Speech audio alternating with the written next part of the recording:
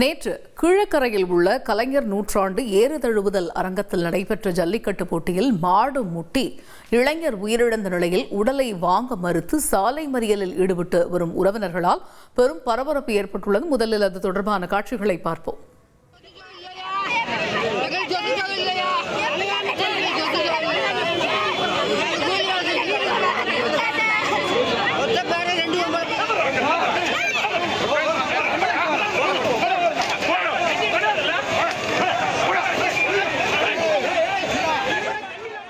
இதுகுறித்த கூடுதல் தகவல்களை செய்தியாளர் ஜான் வழங்கிட கேட்கலாம். ஜான், வணக்கம். இளைஞருடைய உடலை உறவினர்கள் வாங்க மறுப்பதற்கான காரணம் என்ன? மதுரை மாவட்டம் அலங்காநல்லூர் அருகே உள்ள கீழக்கரை கிராமத்தில் கலைஞர் நூற்றாண்டு ஏறுதழுவுதல் அரங்கத்தில் தமிழக முதல்வர் மு.க.ஸ்டாலின் அவர்களின் பிறந்த நாளை முன்னிட்டு ஒவ்வொரு வாரமும் அமைச்சர் மூர்த்தி தலைமையில் ஜல்லிக்கட்டு போட்டியானது நடைபெற்று வருகிறது. இந்நிலையில் ஞாயிற்றுக்கிழமையான நேற்று ஜல்லிக்கட்டு போட்டியை வணிக வரித்துறை அமைச்சர் மூர்த்தி, மாவட்ட ஆட்சியர் சங்கீதா ஆகியோர் துவங்கி வைத்தனர்.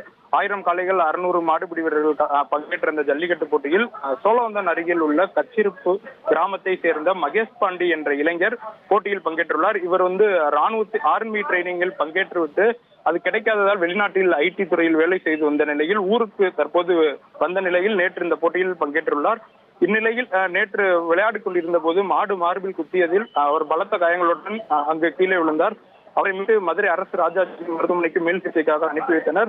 அவர் வரும் வழியிலே சிகிச்சை பலனின்றி உயிரிழந்துள்ளார். இந்நிலையில் இன்று மதுரை அரசு ராஜாஜி மருத்துவமனையில் பிரேத பரிசோதனை முடிந்ததை தொடர்ந்து அவரது உடலை அவரது உறவினர்களிடம் மருத்துவ நிர்வாகம் ஒப்படைத்து முயன்றுள்ளது. அப்போது அவர்கள் உடலை வாங்க மறுத்து திடீரென கோரிப்பாளையம் பிரதான சாலையில் சாலை மறியல் போராட்டத்தில் ஈடுபட்டு வருகின்றனர். 200க்கும் மேற்பட்டோர் திடீரென சாலை மறியல் போராட்டத்தில் ஈடுபட்டவர்கள் அப்பகுதியில் பெரும் போக்குவரத்து நெரிசல் ஏற்பட்டுள்ளது. அவர்கள் கூறுகையில் அவர் ஆர்மியில் பணிபுரிவதற்காக இருந்தவர். இந்நிலையில் அவர் தற்போது உயிரிழந்துள்ளார். அதுவும் குறிப்பாக அரசு சார்பில் முதலமைச்சர் பெயரில் நடத்தப்பட்ட ஜல்லிக்கட்டு போட்டியில் பங்கேற்று உயிரிழந்துள்ளார்.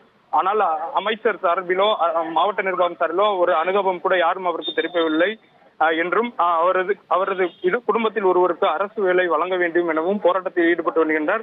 இந்நிலையில் சாலையில் அமர்ந்த மாடுபிடி வீரரின் உறவினர்கள் மற்றும் அரசுக்கு எதிராக கோஷங்களை எழுப்பினர். காவல்துறையினர் அவர்களுடன் சமரசம் பேசி அப்புறப்படுத்த முயன்ற போது காவல்துறையினருக்கும் உறவினர்களுக்கும் தள்ளுமுடி ஏற்பட்டது. இதனால் இப்பகுதியில் கடும் போக்குவரத்து நெரிசல் ஏற்பட்டு பரபரப்பான சூழல் நிலவி வருகிறது.